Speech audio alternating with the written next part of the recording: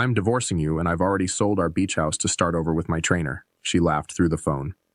I kept my voice steady, replying, I understand. My name is George Whitaker. At 52, I'd spent 23 years as a commercial property negotiator based out of Jacksonville, Florida. I specialized in finding overlooked value in contracts others had rushed to sign. My career thrived on patience, precision, and an eye for details that others missed. Unfortunately, I hadn't applied the same scrutiny to my marriage until it was almost too late. The call came on a Thursday morning. I was in Brussels finalizing a warehouse acquisition for an American shipping company. 4 days into my trip, 6,000 miles from home, and Vanessa decided this was the perfect time to end our 15-year marriage. Kyle and I need a fresh start, she continued, her voice laced with a confidence I recognized from countless divorce stories I'd heard from colleagues. The beach house sold for a nice price. I've already signed the papers. Kyle Bennett, her personal trainer for the past 18 months, a 35-year-old who drove a car he couldn't afford and asked me once, without any shame, how much my watch cost. I didn't slam the hotel desk, didn't raise my voice, just calmly asked, when did you close the sale? Yesterday, she said, sounding almost disappointed by my composure. Buyer's moving in next week. I figured you wouldn't mind staying at the Marriott when you get back since you're always on the road anyway. After we hung up, I sat at the hotel desk for nearly an hour, staring at the Brussels skyline. Then I pulled out my laptop, opened my email, and wrote to 2 people. Monica Harrison, my title agent for the past decade, and Brian Eldridge, my attorney since before I'd even met Vanessa. The subject line read, Urgent, Fraudulent Property Sale Attempt. Outside my window, rain began to fall on the Belgian streets. I watched business people hurry for cover, opening umbrellas, rushing into cafes. 15 years together, and Vanessa didn't know me at all. She thought I was predictable, passive, that I'd roll over and accept whatever she decided. But there was one critical detail she'd overlooked. You don't spend decades in property negotiation without learning how to protect your assets. And you don't leave your livelihood to chance, especially when your instincts have been quietly warning you for months that something wasn't right at home. I met Vanessa Sanders 16 years ago at a real estate conference in Orlando. She was working for a luxury property management company, all sharp suits and sharper ambition. I was impressed by her confidence, her quick mind. Within a year, we were married at the courthouse with just her sister and my brother as witnesses. We bought the beach house in Amelia Island 3 years later. 4 bedrooms, 3 bathrooms, a wraparound deck with unobstructed ocean views. It cost $1.2 million, almost my entire savings plus a sizable mortgage. I'd spend weekends repairing the weathered siding, upgrading the kitchen, and replacing the rotted deck boards while Vanessa decorated and hosted friends. This is our forever place, she'd said, raising her wine glass on our first night there. I'd believed her. For a decade, we made it work. She quit property management to start her own interior design business, which gave her the flexibility to join me on international trips when the opportunity arose.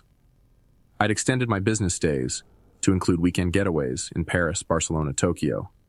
We'd been good together, or so I thought. The first crack appeared about 2 years ago. Small things. She stopped asking about my work, started declining invitations to join me abroad. Her texts grew shorter, more perfunctory. Have a good meeting. Safe travels. No more, I miss you, or can't wait until you're home. Then came the gym membership. 5 days a week she'd train with Kyle, a former college athlete turned personal trainer. At first I was supportive, encouraged her newfound focus on fitness, but then came the unexplained expenses on our credit card. Dinners I wasn't part of. Weekend spa retreats with friends I'd never met. I didn't confront her. Didn't place tracking apps on her phone or hire investigators like some of my divorced colleagues had done. I simply observed, made mental notes, and quietly began preparing for what increasingly felt inevitable. 11 months ago, I transferred the beach house into a living trust. The paperwork was buried among refinancing documents for our investment property in Tampa. Vanessa had signed everything without reading, too busy texting on her phone while my attorney waited patiently. This protects us both, I'd told her. It wasn't entirely a lie. The structure would indeed protect the property, just not in the way she assumed. I never mentioned it again. just watched as she grew more distant, more attached to her phone, more dismissive of our shared future. After emailing my attorney from Brussels, I closed my laptop and pulled the property deed from my briefcase. I always traveled with it, a habit from early in my career when a client tried to back out of a deal, claiming paperwork discrepancies. The deed clearly showed the Amelia Island property was held in the George Whitaker Living Trust, with me as the sole trustee. Vanessa had absolutely no legal right to sell it. The irony wasn't lost on me. In our early years, she'd teased me about my paperwork obsession and tendency to read every contract word for word. "Life's too short for fine print, George," she'd say with a laugh. But fine print had been the foundation of my career, and now, apparently, the salvation of my home. I called Brian while walking through Grand Place, Brussels' historic Central Square. "She can't sell what she doesn't own," he confirmed after I explained the situation. "Any sale she initiated is fraudulent. The buyers have no legal claim." "And Vanessa? Attempting to sell property she doesn't own? That's fraud. Criminal charges are possible, though I assume that's not your preferred outcome." It wasn't. Despite everything, I didn't want Vanessa in legal jeopardy. But I also couldn't let her take the house. "I've contacted the county recorder's office," Brian continued. "They've flagged any attempted transfers on the property. I'll also notify any local title companies. This sale won't go through, George." After we hung up, I didn't immediately return to my hotel. Instead, I found a small cafe and ordered a coffee. I sat there for nearly 2 hours, watching tourists and locals pass by, trying to understand how 15 years of marriage had dissolved into this moment. What struck me wasn't anger. It was clarity. The betrayal wasn't just about another man or selling our home without my knowledge. It was the casual cruelty of it, the laughter in her voice when she delivered the news. As if my pain was an amusing afterthought. As if our life together had meant nothing. I sent a brief text to the Brussels client explaining a family emergency required me to return home immediately. Then I booked the first available flight to Florida. On the 9-hour flight, I didn't watch movies or read reports. I just sat quietly, a strange calm settling over me. For years, I'd navigated complex property negotiations for others, always finding the pressure points that would give my clients leverage. Now I would use those same skills for myself.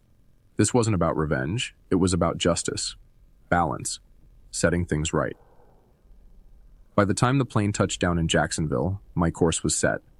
I wouldn't yell or plead or try to salvage what was clearly broken beyond repair. I would simply enforce the contract she'd signed but never bothered to read.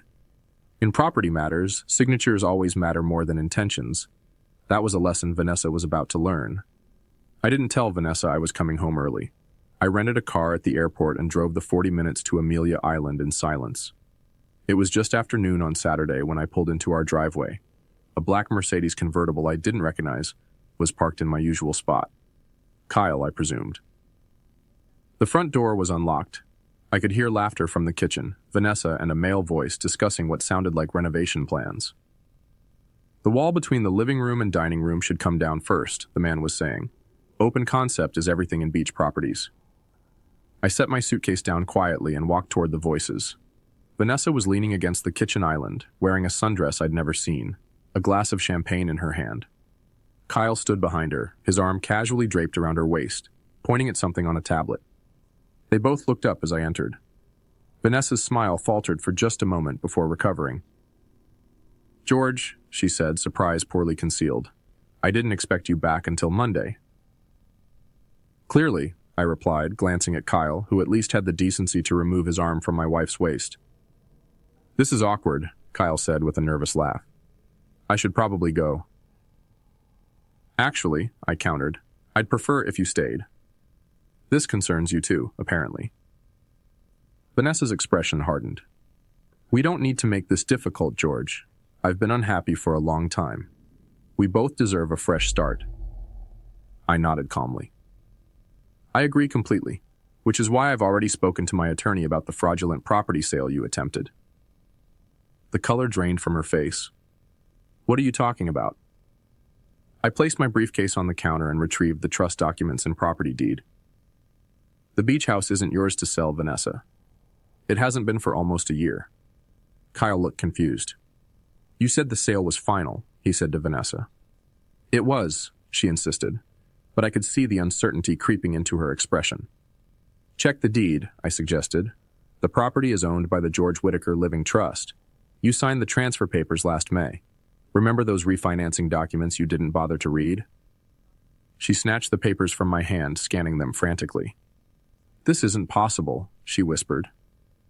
Not only is it possible, it's legally binding, I continued. The sale you initiated is null and void. The buyer has already been notified. Kyle's confidence visibly deflated.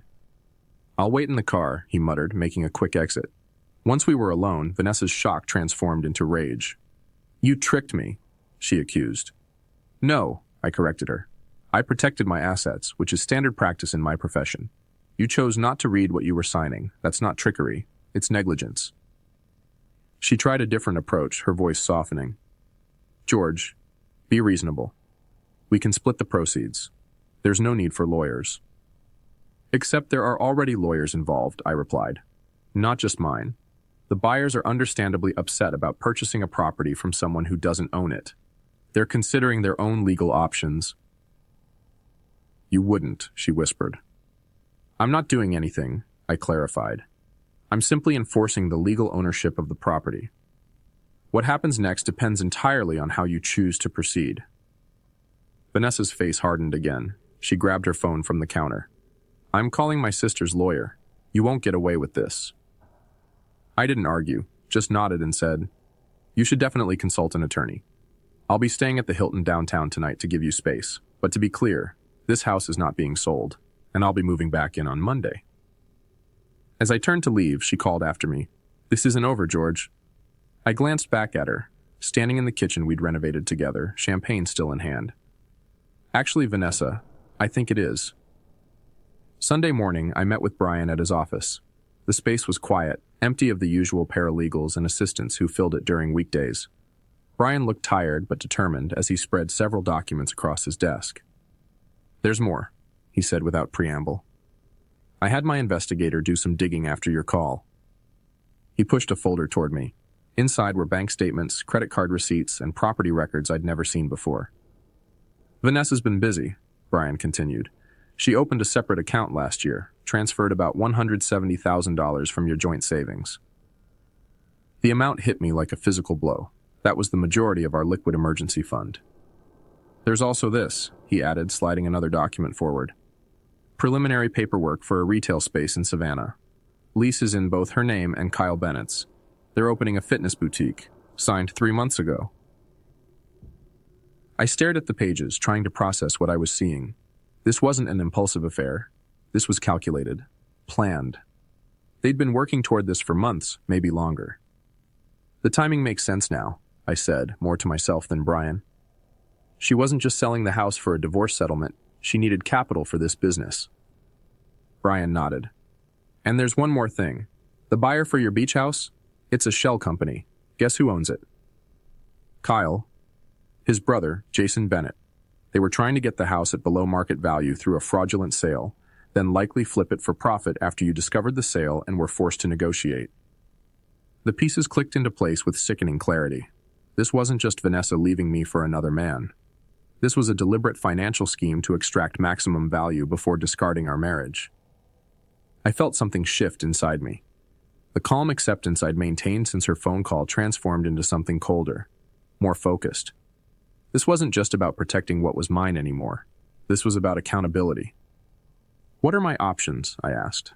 Brian leaned back in his chair. Legally, you're in a strong position. The trust protects the house. We can freeze the joint accounts to prevent further transfers. As for the money she's already taken. He paused.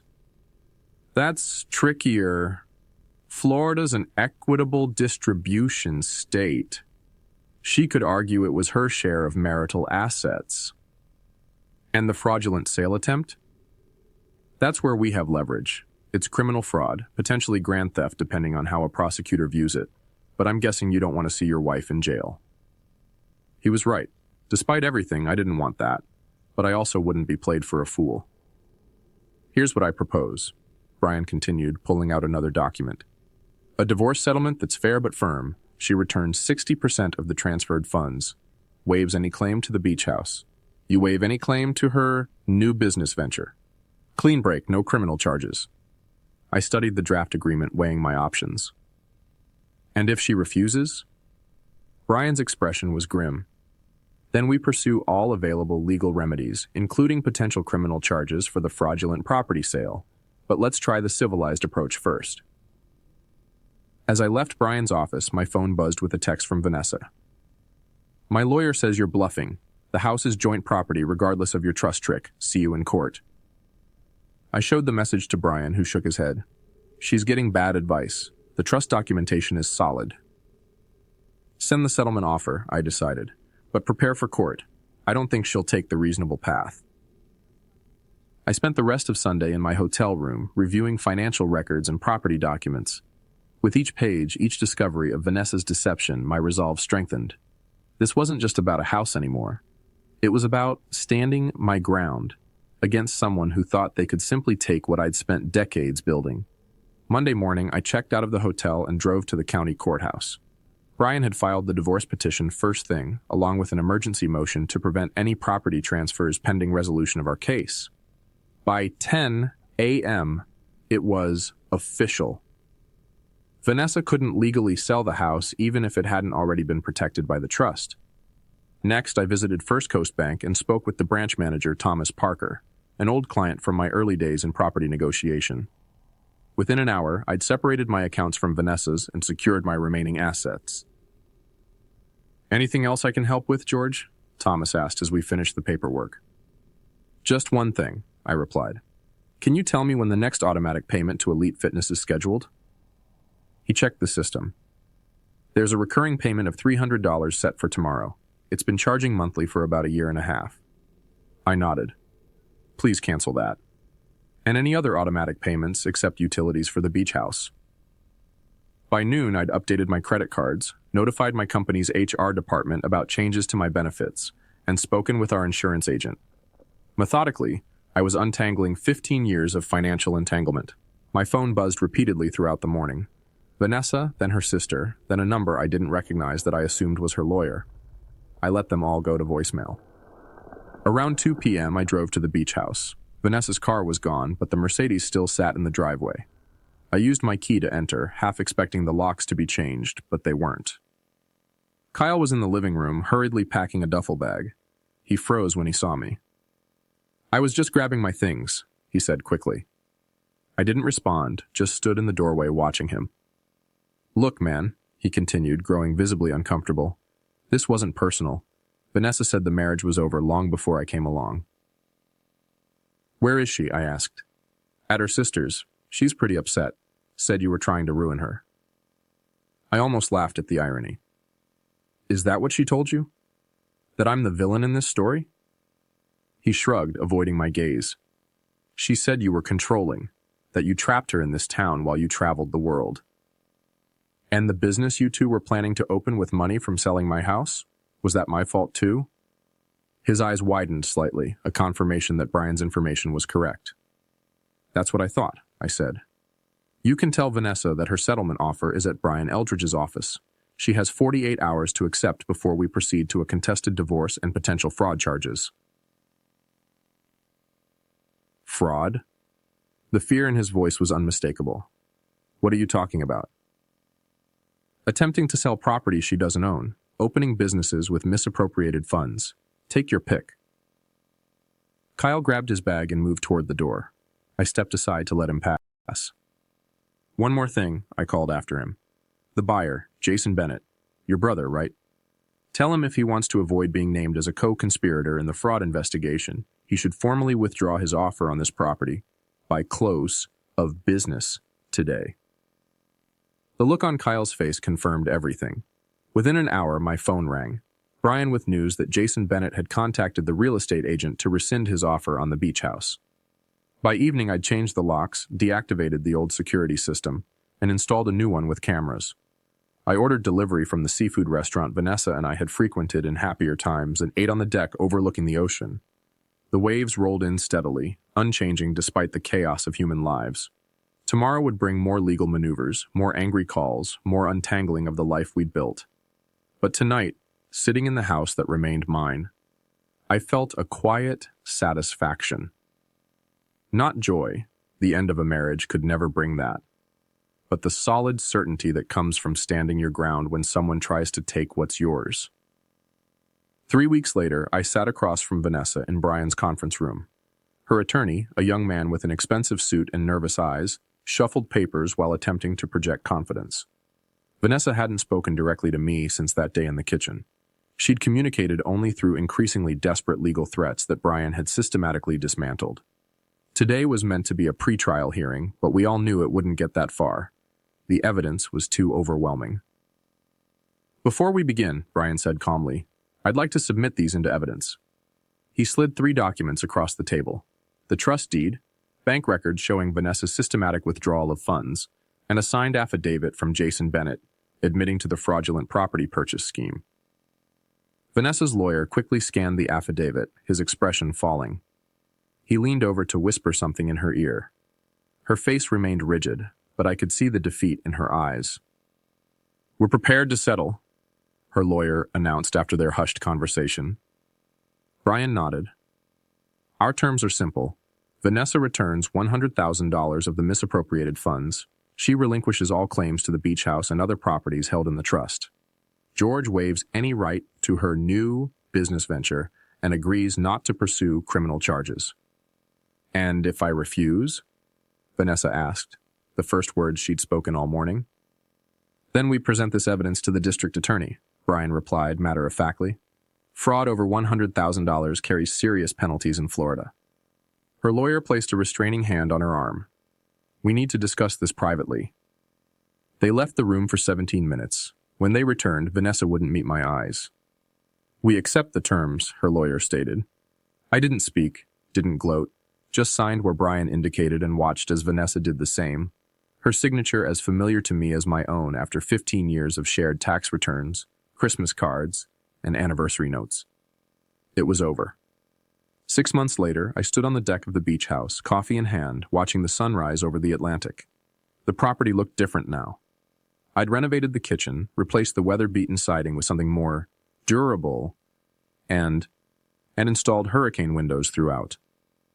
The changes weren't just practical, they were symbolic, wiping away the old to make room for something new. I'd heard through mutual friends that Vanessa and Kyle had opened their fitness studio in Savannah, though on a smaller scale than originally planned. The business was struggling, apparently. I felt no satisfaction in that news, no joy in her difficulties, just a vague sadness for what might have been if different choices had been made.